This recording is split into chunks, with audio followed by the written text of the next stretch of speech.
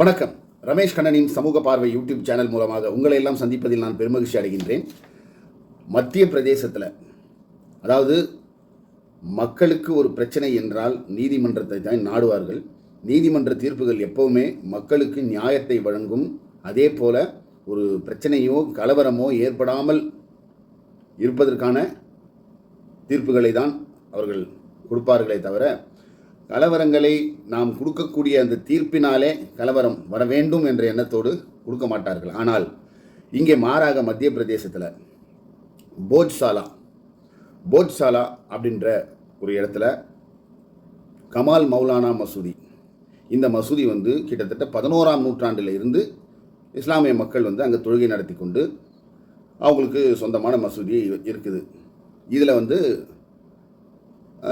சர்ச்சைகள், எங்களுக்கு சொந்தம், இந்துக்கள் எங்களுக்கு சொந்தம், அவங்களுக்கு சொந்தம்னு அங்கே அப்போல்லாம் இல்லை.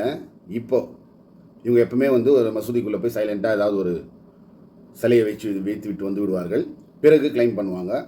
அதுக்கப்புறம் அங்கே ஒரு கலவரம் வரும், பல பேர் உயிர் பலிகளாகும். அதன் பிறகு இவர்களுடைய இந்த சங் பரிவார் ஆர்எஸ்எஸ் கும்பலை சேர்ந்த கோர்ட்டுகளுக்கு போய் இவர்களுக்கு ஃபேவரான ஒரு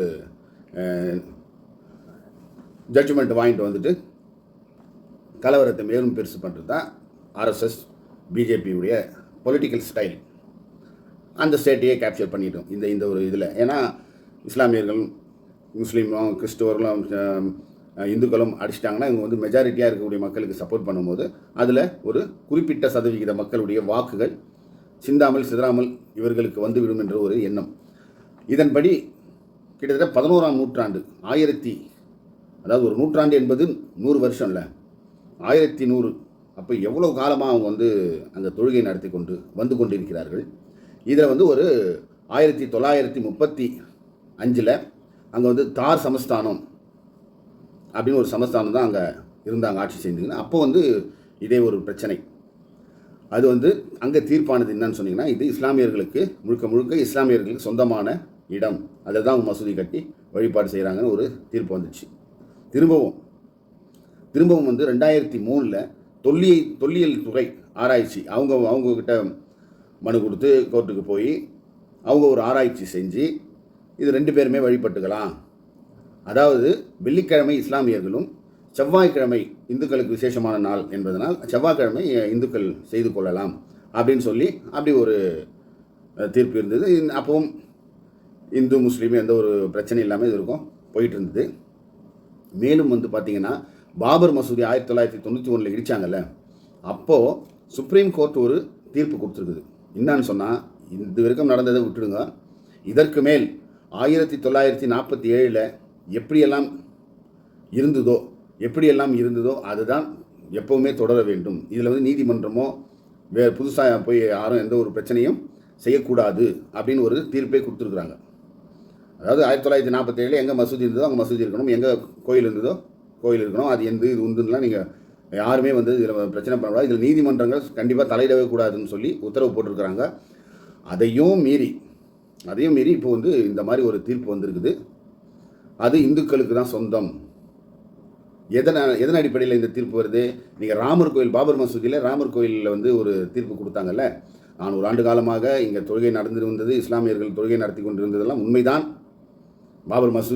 இங்கே மசூதி இருந்தது உண்மைதான், எல்லாமே உண்மைதான். ஆனால் 80% மக்களின் நம்பிக்கை, இங்கே ராமர் பிறந்தாருன்னு அவங்க நம்புகிறாங்க, நம்பிக்கை இருக்குல்ல, அந்த நம்பிக்கைக்கு முக்கியத்துவம் கொடுத்து அந்த நிலத்தை அவங்களுக்கே நம்ம கொடுத்துறோம், உங்களுக்கு வேணால் வேறு இடம் கொடுக்குறோம், இதுதான் தீர்ப்பு. அதையே பேஸ் பண்ணி நம்பிக்கையின் அடிப்படையில் இது இந்துக்களுக்கு கொடுக்குறோம் அப்படின்ற ஒரு தீர்ப்பை கொடுத்துருக்குறாங்க. இது கண்டிப்பாக மேல் கோர்ட்டுக்கு, சுப்ரீம் கோர்ட்டுக்கு போச்சுன்னா இது ஒன்றும் இல்லாமல் வேறு தீர்ப்பு வரும். ஆனால் அதற்குள்ளே இவர்கள் நினைத்ததை அங்கே நிறைவேற்றி விடுவார்கள். மத கலவரங்களை உற்பத்தி பண்ணி அதன் மூலமாக இஸ்லாமியர்களை அரசாங்கமே மறைமுகமாக இப்போ மணிப்பூரில் என்ன பண்ணுறாங்க, ஆயுதங்களை எல்லாம் ஒரு பிரிவினர்கிட்ட கொடுத்துட்டு அடிச்சுங்க, சுட்டுங்க, சாவுங்க, விட்டு இன்டர்நெட்லாம் கட் பண்ணிட்டு வேடிக்கை பார்க்குறாங்கல்ல, அதே மாதிரியான வேலையை இங்கே செய்ய போகிறாங்க. இங்கே செஞ்சு அங்கே மேக்சிமம் அங்கே இஸ்லாமியர்களை அடித்து துன்புறுத்தி கொன்று குவித்து அங்கே ஒரு கலவரத்தை உண்டு பண்ணி அங்கே ஆர்எஸ்எஸ் போய் சில பல விஷயங்கள்லாம் செஞ்சு முடிச்சிட்டாங்கன்னா, அதாவது இன்றைக்கி இவங்க ஜெயிச்சிருக்கிறது வந்து ஏதோ தில்லுமுள்ளு பண்ணி அதில் 1000 அவங்க ஜெயிச்சதே செல்லாதுன்ற அளவுக்கெல்லாம் நிறைய எவிடன்ஸ்லாம் கொடுத்து கோர்ட்டில் இருக்குது, பெண்டிங்கில் இருக்குது. ஆனால் அவங்களுடைய அந்த வெற்றியை வந்து நிரந்தரமாக கொண்டு போகிறதுக்கு இப்படி ஒரு விஷயம். இது இங்கு மட்டும் இல்லை, அயோத்தியை தொடர்ந்து காசியில் இப்படி ஒரு பிரச்சனை இருக்குது, மதுராவில் இருக்குது, திருப்பரங்குன்றத்தில் இருக்குது. எந்தெந்த ஸ்டேட்டில் அவங்களால உள்ளே நுழையவே முடியாதோ அங்கெல்லாம் இந்த மாதிரி ஒரு பிரச்சனையை எடுத்து அதே ஸ்டாலின் இருக்கும் வரை அவங்களுடைய அந்த திட்டங்கள் நிறைவேற்ற விடாமல் தடுத்து விட்டார். 144 போட்டு, அதெல்லாம் நம்மளுக்கு தெரிஞ்ச விஷயம். நேரடியாக அங்கே மிகப்பெரிய ஒரு கலவரத்தை தடுத்தார். இனி அவங்களுக்கு வந்து ஒரு ஸ்டேட்டில் அவங்களால நுழைய முடியலன்னு சொன்னால் அங்கே பவர்ஃபுல்லாக ஒரு சித்தாந்தம் ரீதியாக பவர்ஃபுல்லாக இருக்கக்கூடியவர்களை ஒன்றும் இல்லாமல் அவர்களை வந்து வீக்கராக்கிட்டு அதுக்கப்புறமா புறவாசல் வழியாக பூர்வது தான் ஆர்எஸ்எஸ் உடைய பாஜகவுடைய பொலிட்டிக்கல் ஸ்டைல். அதை எங்கெங்கெல்லாம் அவங்களால செய்ய முடியுமோ அங்கே வந்து அந்த முயற்சி மட்டும்தான் பண்ணுவாங்க. ஆட்சி அவர்கள் அமைத்து 2013 இன்று வரை மக்கள் நல பணியோ ஜிடிபி ஒன்றும் இல்லாமல் போயிட்டுருக்குது. டாலர் வந்து அமெரிக்கா $1 நிற்கிறா நம்மளுடைய $1 கொண்டு வரும்னு சொன்னார், $100 மேலே போயிடுச்சு. அந்த மாதிரி நாடு எக்கேடு கெட்டு போனாலும் நாசமாக போனாலும் இவர்கள் தேர்தல் வெற்றியை பற்றி மட்டும்தான் இது வரைக்கும் 69 வருஷமாக காங்கிரஸ் ஆண்டுது. அவர்கள் எப்போவுமே தேர்தலுக்கு ஒரு 6 மாதங்களுக்கோ 3 மாதங்களுக்கு முன்னால் தான் தேர்தலை பற்றி யோசிப்பாங்க. மற்ற இருக்கக்கூடிய அந்த 5 ஆண்டுகள் மக்களை பற்றி யோசித்து மக்களுக்கு எதெல்லாம் செய்வாங்க, திட்டங்களை கொண்டு வருவாங்க. ஜெனோரம் ஸ்கீம்லேருந்து எல்லாமே, தகவல் அறியும் உரிமை சட்டம், இது எல்லாம் கொண்டு வந்தது காங்கிரஸ் தான். இந்த ஜிஎஸ்டி, நீட்டு, அதுக்கப்புறமா வந்து இந்த மாதிரி விஷயங்கள்லாம் வந்து கொண்டு வரலாம். ஏன் இவிஎம் கூட கொண்டு வரலாம், ட்ரையல் பார்க்கலாம், இது மக்களுக்கு செட் ஆகுதா இல்லையா, இதில் ஏதாவது ஜிஎஸ்டியில் நிறைய பிரச்சனைகள் சொன்னாலும் வாபஸ் வாங்கிட்டாங்க. இதெல்லாம் சரி பண்ணி எல்லோரும் ஏற்றுக்கொண்டால் இதை நம்ம பண்ணலாம். அதே மாதிரி தான் ஜிஎஸ்டி வெளியே எடுத்துட்டாங்க. நீட்டையும் வந்து கொண்டு வரலாம் பார்த்து அதையும் வந்து விலக்கு. எந்தெந்த ஸ்டேட்டுக்கு ஓகேவோ அவங்க நடத்தலாம், அந்த மாநில ஒப்புதல் இல்லாமல் அங்கே நீட்டு போகாது அப்படின்ற மாதிரியான இதெல்லாம் பண்ணி தான் பண்ணாங்க. மக்களுக்கு எந்த பாதிப்பும் இருக்கக்கூடாது எந்த ஒரு திட்டம். ஆனால் இவர்களுக்கு சொந்தமாக எந்த ஒரு திட்டத்தையும் கொண்டு வருவதற்கும் மூளை, ஏன்னா மாட்டு மூத்திரமும் சாணியும் சாப்பிட்ற இவர்களுக்கு மூளை இருக்காது, மூளை வேலை செய்யாது.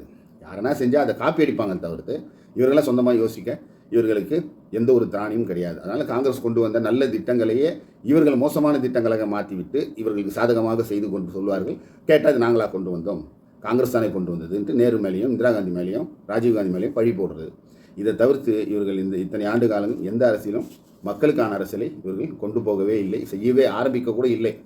தேர்தல் வெற்றி, அம்பானி அதானியுடைய வருமானம், லாபம், இதை தவிர்த்து இவர்கள் எதையும் சாதிக்கவில்லை என்பதுதான் உண்மை. மிக மிக விரைவில் நீட் எக்ஸாம், ஒரு நீட் தேர்வை கூட ஒழுங்காக நடத்த திராணியற்ற அரசு தான் மத்தியிலே நம்மை ஆண்டு கொண்டிருக்கிறது. அது வந்து இப்போ நார்த் இந்தியா ஃபுல்லாக வந்து அது மிகப்பெரிய ஒரு பிரச்சனையாக உருவெடுத்திருக்குது. கோடி மீடியாக்கள் நமக்கு அதை காட்டுறதே கிடையாது. மாணவர்கள் முதல் கொண்டு, இளைஞர்கள் முதல் கொண்டு, பொதுமக்கள் மொத்த பேரும் இறங்கி நார்த் இந்தியா அல்லோலப்பட்டுன்னு இருக்குது. இதெல்லாம் நம்மக்கிட்ட மறைக்கிறாங்க. சோஷியல் மீடியா மூலமா நம்ம இதெல்லாம் தெரிந்து கொள்கிறோம். நாமும் சேர்ந்து இவிஎம்முக்கு எதிராகவும், இவிஎம்ஐ ஒழிக்காமல் இவர்களை ஒழிக்கவே முடியாது. அதனால் இவிஎம்ஐ ஒழித்து இவர்களையும் பாஜக இல்லாத இந்தியாவை உருவாக்கும் பொழுதுதான் மக்கள் ஜாதி மத இன வேறுபாடு இல்லாமல் நிம்மதியாக வாழ முடியும் என்று கூறி அடுத்து ஒரு நல்ல தகவலோடு உங்களை சந்திக்கும் வரை விடைபெறுகிறேன். உங்கள் புரசை ரமேஷ் கண்ணன். நீங்கள் சேனலுக்கு நான் வந்து சிம்பிளாக ஒரு ஃபோன் மூலிமா ஃபோனை வச்சுக்கிட்டு உங்களுக்கு தகவல் சொல்லிக்கிட்டு இருக்கேன். காங்கிரஸ்காரர்களும் சரி, அதாவது நடுநிலையாளர்கள், இந்த நாடு நல்லா இருக்கணும் அப்படின்னு நேசிக்கிற எல்லாருமே எனக்கு ஆதரவாக நில்லுங்க, சப்போர்ட் பண்ணுங்கள், லைக் பண்ணுங்கள், ஷேர் பண்ணுங்கள், சப்ஸ்கிரைப் பண்ணுங்கள். சேனலை கொஞ்சம் பெருசாக கொண்டு போனோம். பல பேருக்கு போய் ரீச் ஆகணும்னா எனக்கு ஆதரவாக இருக்கிறவங்க எதிர்கருத்து இருந்தால் கூட கருத்துக்களை நாகரிகமான முறையில் பதிவிடுங்க, உங்களுக்கு நானே பதில் சொல்லுவேன். ஆகவே சப்ஸ்கிரைப் பண்ணுங்கன்னு கேட்டு விடைபெறுகிறேன். நன்றி, வணக்கம். உங்கள் ரமேஷ் கண்ணன். தேங்க்யூ.